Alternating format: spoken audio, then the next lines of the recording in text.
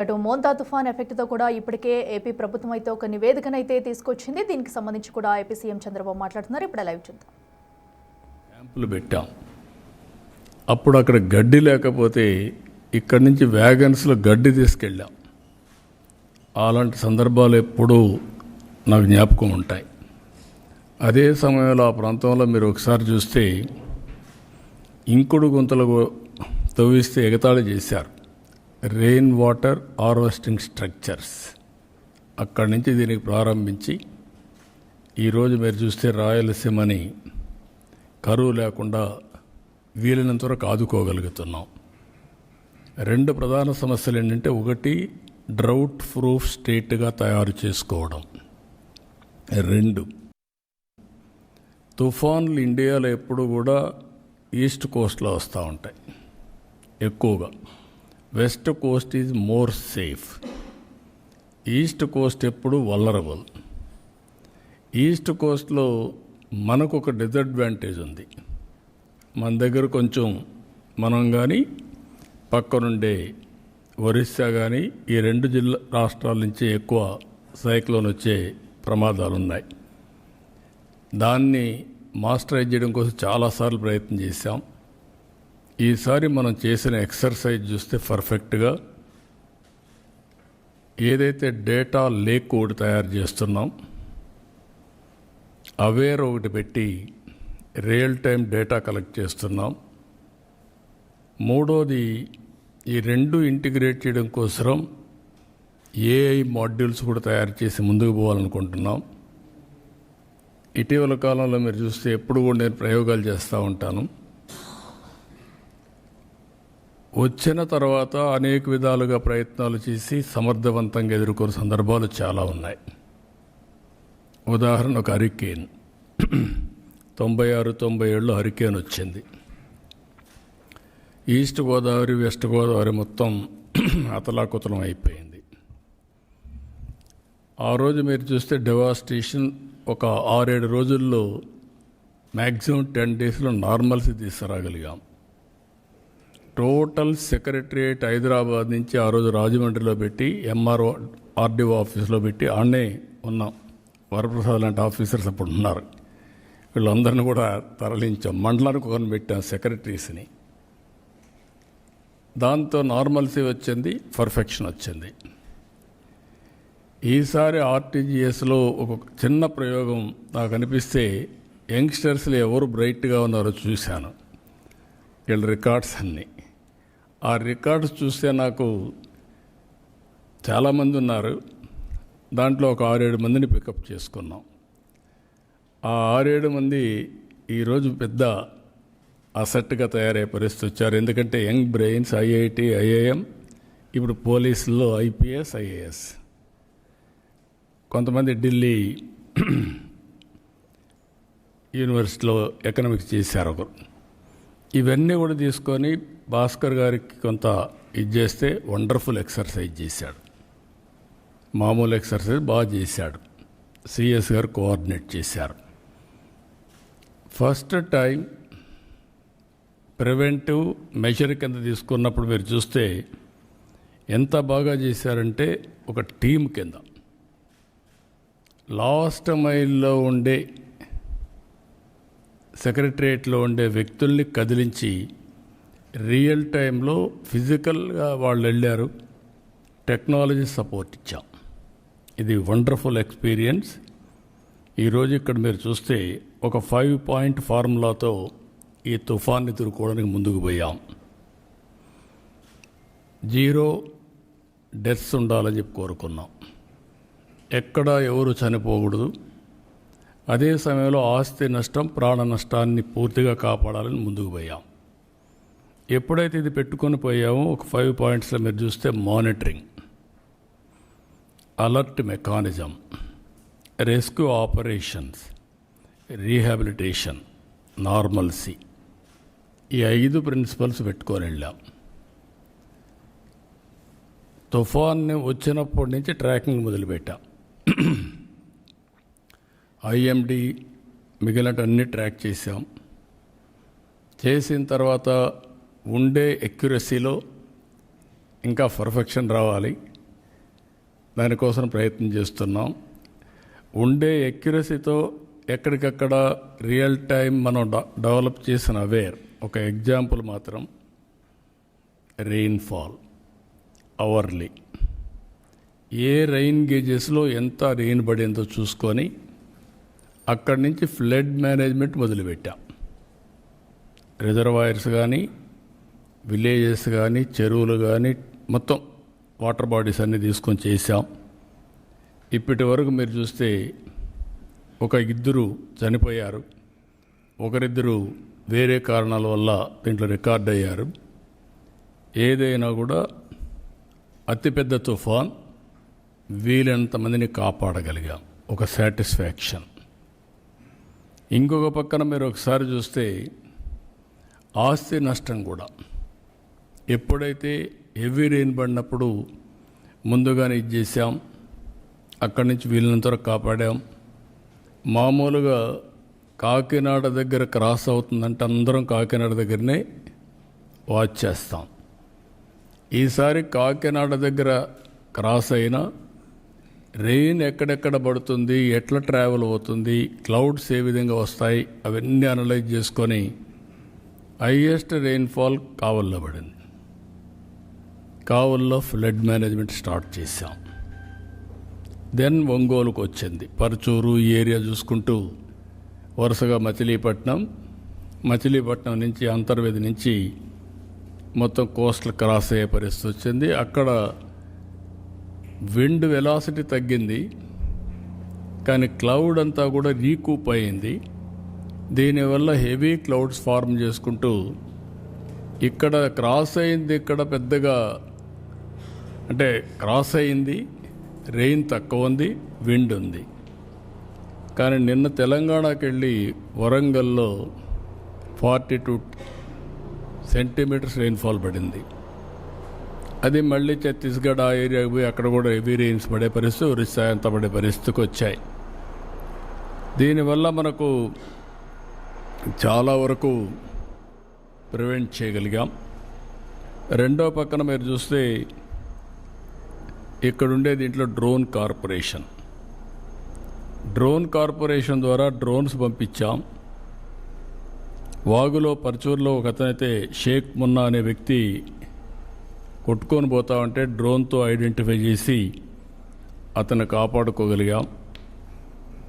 ఒక ప్రార్థనా మందిరం చుట్టూరు వరద నీళ్ళు వస్తే ఐడెంటిఫై చేసి ఒక 15 మందిని మనం కాపాడగలిగాం.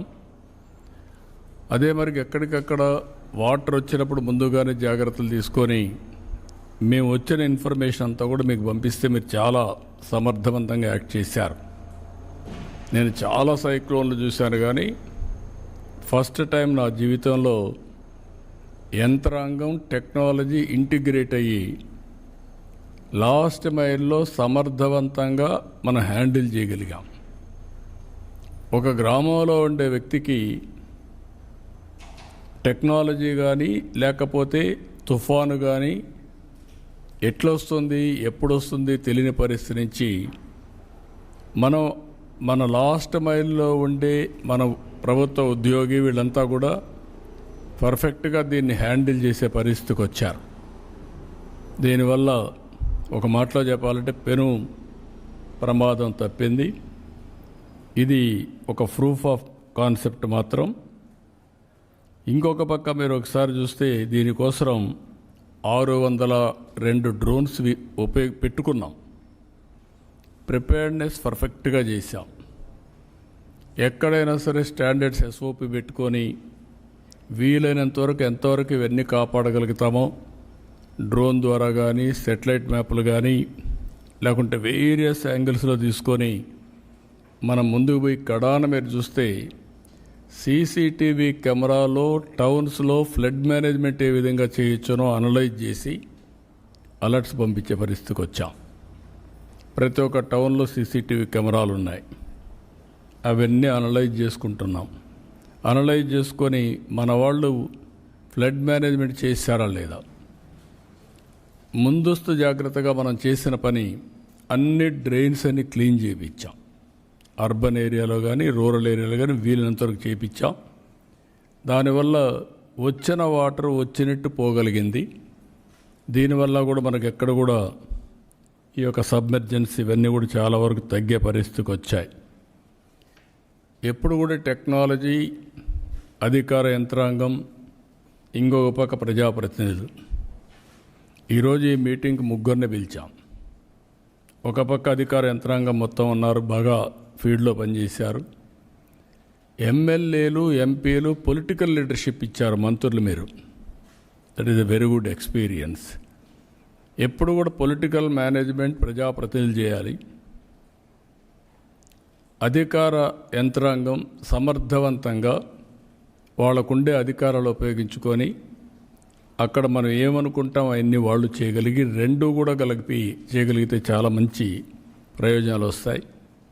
NDRF, SDRF, fire services extraordinary work చేశారు. పోలీస్, రెవెన్యూ, ఆల్ డిపార్ట్మెంట్స్, ఒక డిపార్ట్మెంట్ కాదు అన్ని డిపార్ట్మెంట్లు చాలా బాగా చేశారు. కడాన స్వచ్ఛంద సంస్థలు కూడా వాళ్ళు కూడా ముందుకొచ్చి ఇందులో భాగస్వాములు అయ్యారు. ఎన్జిఓస్ను కూడా అభినందిస్తున్నా. రాబోయే రోజుల్లో మనం ఇది ఒక టీమ్ స్పిరిట్, టీమ్ వర్క్. అందరం కలిసి పనిచేస్తే ఒక ఎక్స్ట్రాడినరీ పర్ఫార్మెన్స్ ఏ విధంగా వస్తుందో మనం చేసి చూపించాం. ఇది చాలా సంతోషం. మిమ్మల్ని అందరినీ నేను ఈరోజు సాయంత్రం లండన్కి వెళ్తూ ఉంటే లేట్ అయితే కరెక్ట్ కాదు, మిమ్మల్ని రికగ్నైజ్ చేయాలి. మిమ్మల్ని రికగ్నైజ్ చేయడమే కాదు, రాష్ట్రానికి ఒక మెసేజ్ పంపించాలి. మనం చేసిన పని ఒక స్ఫూర్తిదాయకంగా ఉండడం ఒక ఆస్పెక్ట్ అయితే, ఈ స్ఫూర్తిని ప్రజలు కూడా అందుకోవాల్సిన అవసరం ఉంది. మనం చేసిందంతా ప్రజల కోసం చేశాం. ప్రజల్లో కూడా భవిష్యత్తులో వాళ్ళు ఒక బాధ్యత తీసుకొని కొంతమంది వాలంటీర్స్గా తయారు చేయాల్సిన అవసరం ఉంది. ఏ ఈవెంచువాలిటీ వచ్చినా, ఏ పెద్ద సైక్లోన్ వచ్చినా, లేకుంటే ఇంకొక విపత్తు వచ్చినా ప్రజల సహకారం ఉంటే చాలా ఈజీగా అవుతుంది. నిన్న మొన్న మీరు చూస్తే నేను చాలాసార్లు చూశాను. ఒకప్పుడు ఏదైనా ఇన్సిడెంట్ జరిగితే లాస్ట్ మైల్లో చెప్పాలంటే మనం టామ్ వేసేవాళ్ళం ఊర్లో పోయి. ఆ రోజుల నుంచి చూసా. తర్వాత నేను అందరికీ వాస్తవాలు చెప్పాలంటే హరికేన్ తుఫాన్ అప్పుడు పేపర్లో అడ్వర్టైజ్మెంట్ ఇచ్చా.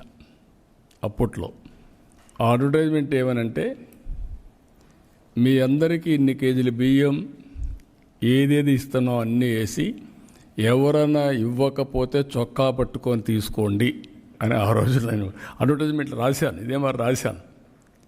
అంటే ధైర్యం ఇవ్వడానికి, గట్టిగా అడగండి, డిమాండ్ చేయండి, ఇట్ ఈజ్ యువర్ రైట్ అని చెప్పి చేయించాం. ఈరోజు పంచాయతీలో మన ఆఫీస్ మీద ఒక సిస్టమ్ డెవలప్ చేశారు, అలర్ట్ సిస్టమ్ డెవలప్ చేశారు. ఇక్కడి నుంచి మెసేజ్ పంపిస్తే ఏ పంచాయతీకి కావాలంటే స్ట్రక్చర్డ్ మెసేజ్ అక్కడ అనౌన్స్మెంట్ వస్తుంది. ఒక 24 పైలట్లు పెట్టారు. దానికి 3 లక్షలు అవుతుంది. ఇప్పుడు దాన్ని మాస్టరైజ్ చేసి 2 లక్షలకో ఎంత అవుతుందో వర్కౌట్ చేయమన్నాను. వల్నరబుల్ ప్లేసెస్లో పెట్టుకోగలిగితే భవిష్యత్తులో అక్కడ పోయి చెప్పాల్సిన పని లేదు. ఇక్కడి నుంచి అలర్ట్స్ కూడా మనం చెప్పే పరిస్థితి వస్తుంది. టెక్నాలజీ చాలా మెచ్యూరిటీ వచ్చింది. నేను చాలాసార్లు మీకు ఒక మాట చెప్పాను, we are all in a inspiring time. దానికి మెయిన్ కారణం ఏంటంటే, ఒక పక్క డేటా లేక్ ద్వారా డేటా అంతా ఉంటుంది, హిస్టారికల్ డేటా, ప్రజెంట్ డేటా. ఏదైతే ఈరోజు అవేర్ ద్వారా real time 42 parameters real time data వస్తుంది. రెండు ఇంటిగ్రేట్ చేసి ఏఐ ఉపయోగించుకొని, లేకపోతే క్వాంటమ్ కంప్యూటర్ కూడా ఉపయోగించుకుంటే రియల్ టైం అనలిటిక్స్ చేసి right decision, right solution last మైల్కి రియల్ టైం పంపించడానికి వాట్సాప్ గవర్నెన్స్ ఉంది. అది కూడా మనం 750 సర్వీసెస్ వాట్సాప్ గవర్నెన్స్లు ఇచ్చే పరిస్థితికి వచ్చాం. This is where. అందుకే మిమ్మల్ని అందరినీ కూడా ఎప్పుడు అంటూ ఉంటాను, ఇంకా హార్డ్ వర్క్ చేయడం కాదు, స్మార్ట్ వర్క్ చేయడం చాలా అవసరం అని. దానికి ఇది నాంది పలికింది. ఇలాంటి బ్రహ్మాండమైన ప్రయత్నం చేసినప్పుడు దీనికి సహకరించిన మిమ్మల్ని అందరినీ భాగస్వాములైన మిమ్మల్ని అందరినీ మనస్ఫూర్తిగా అభినందించి రాష్ట్ర ప్రజల తరపున మీకు కృతజ్ఞతలు తెలియజేయాలన్న ఉద్దేశంతోనే ఈ కార్యక్రమాన్ని పిలిచాను. దీనికి మీ అందరికీ మరొక్కసారి మనస్ఫూర్తిగా అభినందిస్తూ నేను ఇక్కడ జనసేన మీరు ముందుకు రండి ముందు కూర్చోండి. నేను మిస్ అయ్యాను. బీజేపీ వాళ్ళు ఎవరైనా ఉన్నారా? నువ్వు ఒకడే ఉన్నావా? రా ఇట్లా. రామకృష్ణ అండి, రామకృష్ణ అండి ముందుకు రండి.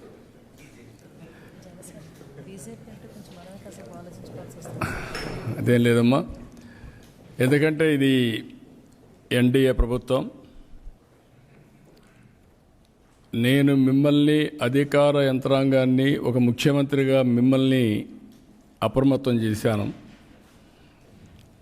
పార్టీ అధ్యక్షుడిగా తెలుగుదేశం నాయకుల్ని కార్యకర్తల్ని లాస్ట్ మూమెంట్ వరకు అప్రమత్తం చేశాను. ఎన్డీఏ కన్వీనర్గా ఇటు పవన్ కళ్యాణ్ గారిని ఎప్పటికప్పుడు సమన్వయం చేసుకుంటూ మేమిద్దరం అదే మరిగా జనసేన బీజేపీతో కూడా సమన్వయం చేసుకున్నాం.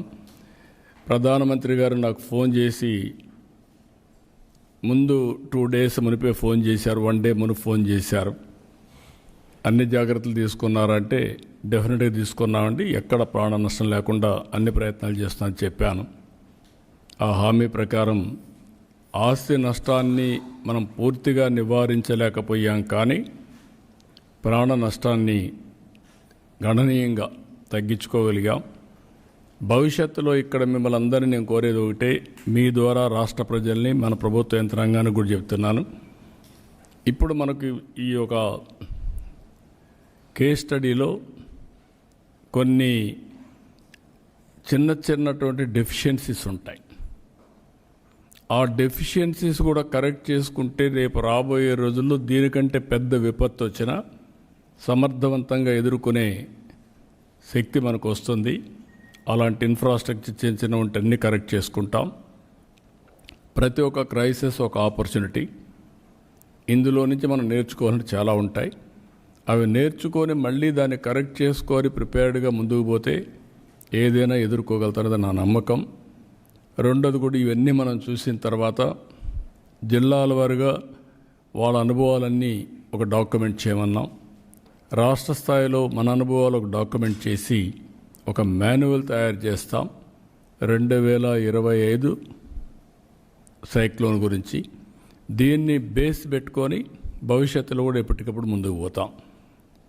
మనస్ఫూర్తిగా మరొక్కసారి మిమ్మల్ని అందరినీ అభినందిస్తూ ఎక్స్ట్రార్డనరీ పర్ఫార్మెన్స్ చూపించారు.